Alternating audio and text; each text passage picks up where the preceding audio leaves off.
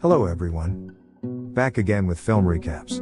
In this video, I'm going to recap one of the thriller mystery films from 2010, titled And Soon the Darkness. Before we get to the storyline, I'd like to wish everyone a happy and great day. Without further ado, let's get straight to the storyline. The film opens with a woman named Camilla, locked up somewhere in a dark room, tied up and screaming for help. Irritated by her screams, her captor walks in and electrocutes her with a makeshift device to punish her. The movie then cuts to two best friends, Stephanie and Ellie, cycling across the countryside of Argentina, unaware of a missing persons poster that displays the name Camilla. They stop by a small town and happen upon a local who is cleaning a shrine of what looks like a series of missing people. With her subpar Spanish, Stephanie asks for directions to a hotel named José Maria. The women arrive at their hotel and check in for their one-night reservation. Apparently, they're planning to catch a bus to another city, so they can fly back to the US the next morning. Upon checking in, they are assisted by a worker at the hotel, who's a bit of a creep. Stephanie's just chillin', waiting for Ellie to finish up in the bathroom, when out of nowhere, she hears a knock on her door.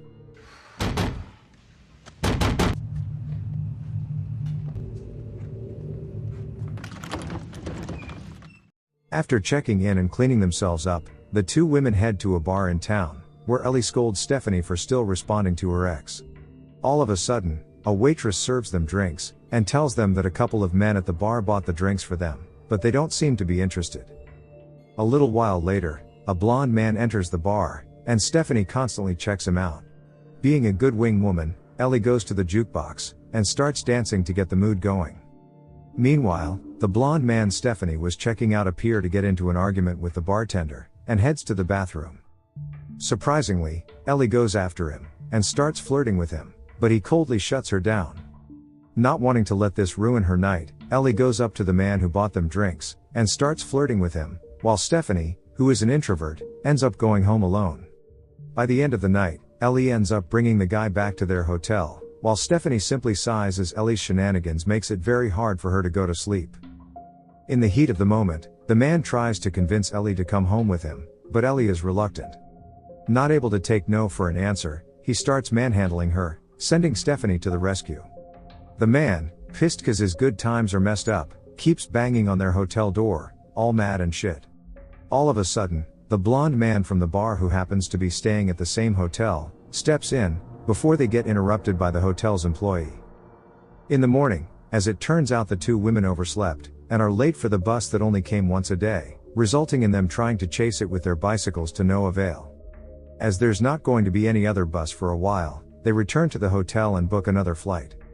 In the meantime, Stephanie asks the receptionist for activities to do around town, but Ellie appears to be too hungover to do anything. The receptionist then excuses herself when the creepy man walks in with a serious look, and asks her to talk privately.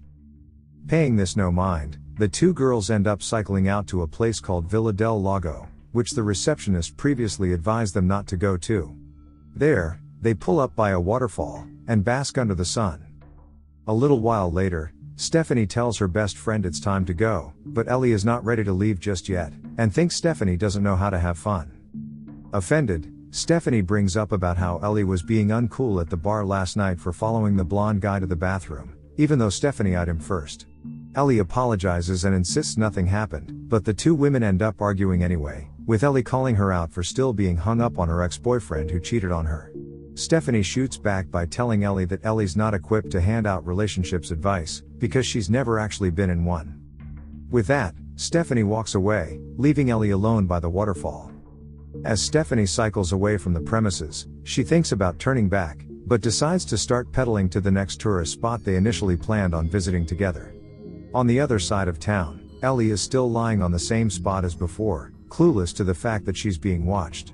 She texts Stephanie, apologizing for what she said, and asks to have lunch together. But just as Ellie gets up to get dressed, a figure approaches her.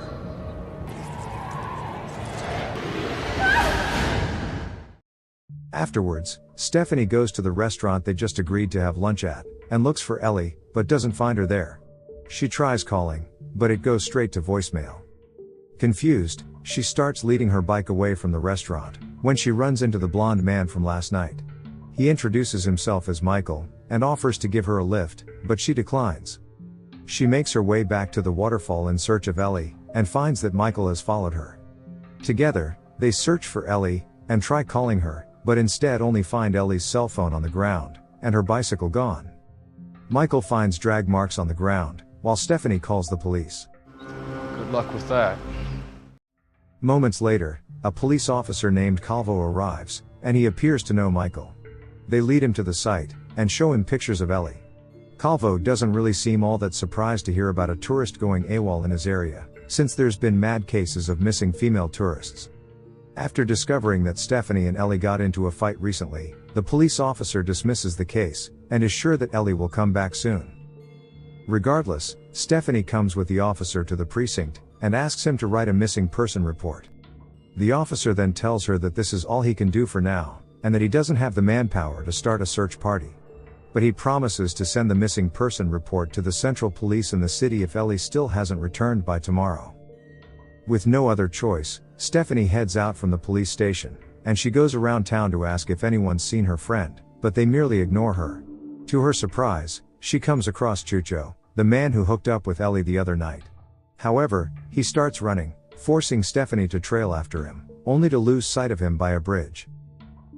When she goes to retrieve her bicycle in desperation, it is now broken as someone has apparently tampered with the wheels. The girl continues on foot back to the hotel to find Ellie, but of course she isn't there. Seeing that Michael's hotel door is slightly ajar, she heads in and starts rummaging through his things. Surprisingly, she finds Ellie's bracelet there. In panic, she reports this to the sheriff, but yet again, he dismisses her. He promises to question Michael later, but doesn't seem to be taking Stephanie seriously. From afar, the hotel owner watches, and asks her what's wrong. She comforts the girl and asks her to come inside, while the creepy hotel employee watches not far from them. While inside the house, Stephanie sees Chucho driving a motorcycle. To begin the search, she decides to follow him with a stolen truck. After trailing Chucho for a long time, Stephanie loses track of him when he enters a closed area at the end of Argentina. There she opens the gates, and drives in what looks like the dilapidated remains of what used to be a town. As she goes to explore, a figure appears to be following her. It turns out to be Michael, who calms her down, and tells her that he's not trying to hurt her. And apparently, the bracelet in his room isn't Ellie's, but it belongs to his girlfriend, Camilla, who also went missing 6 months ago. The police have been no help, even though numerous women have been reported missing in the area. And so, he's been doing his own search. After learning this, the two agree to split up to look for clues. Meanwhile, in some tucked corner of town, Ellie wakes up and starts coughing in a musty room. Not long after, the sheriff arrives right where Stephanie parked her stolen truck, and finds Michael nearby. We could see that the sheriff seems irritated. He asks where Stephanie is, because she is wanted for stealing a car, which prompts Michael to throw shade at the sheriff for looking for a stolen car instead of a missing person. Hearing this, the sheriff sharply tells Michael to get in the car, wanting to question him about the bracelet. We're now back to Ellie, who's tied up in a room with none other than Chucho. With no other option, Ellie tries to seduce him. He takes the bait, but when she tries to fight back, he moves to rape her. Fortunately, they are interrupted by a phone call from Chucho's boss, forcing the man to stop and answer it. At the same time, Stephanie finds Chucho's motorcycle, and explores further. Not long after, she finds the building where Ellie is held hostage, and goes to switch off the electricity to get Chucho's attention. When the man goes to turn it back on, Stephanie accidentally knocks over a bicycle and cusses to herself. She immediately hides, while Chucho checks out the source of the noise, and then she sneaks toward Ellie.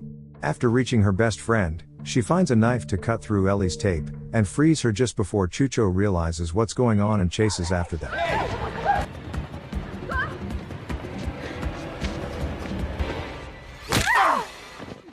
They then resume running into Stephanie's stolen truck, and lock the doors. As usual, they're gonna be shit in their pants and too freaked out to start the car, while Chucho bangs on the window. In panic, Stephanie tries to start the car to no avail. Their surroundings suddenly go dead quiet as the man disappears, only to return with a brick thrown at the windshield, shattering it.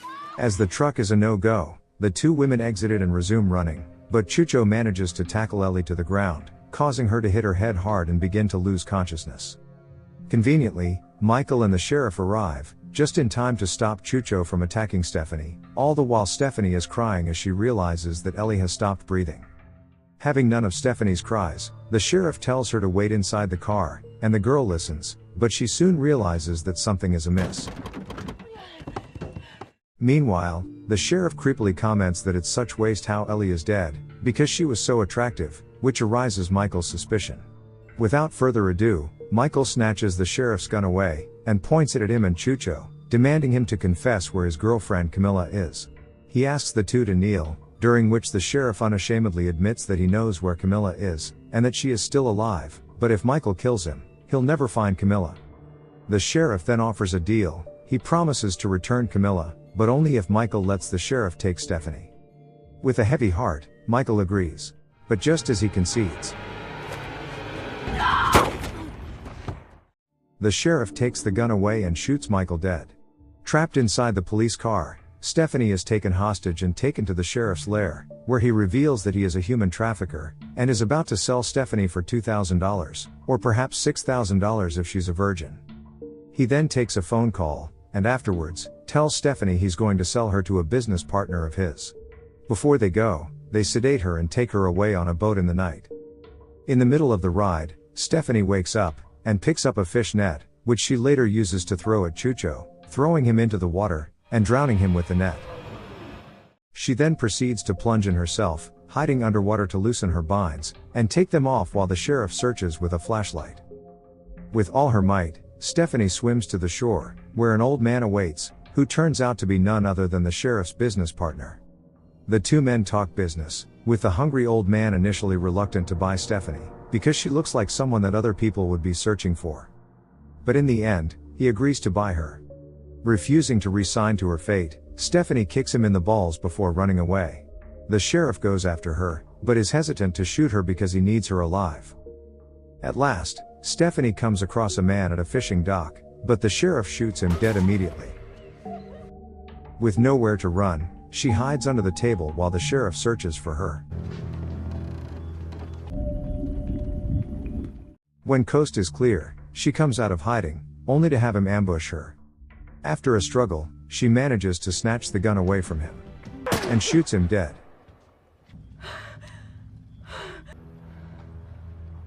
Afterwards, she shakily gets up and walks until the sun rises.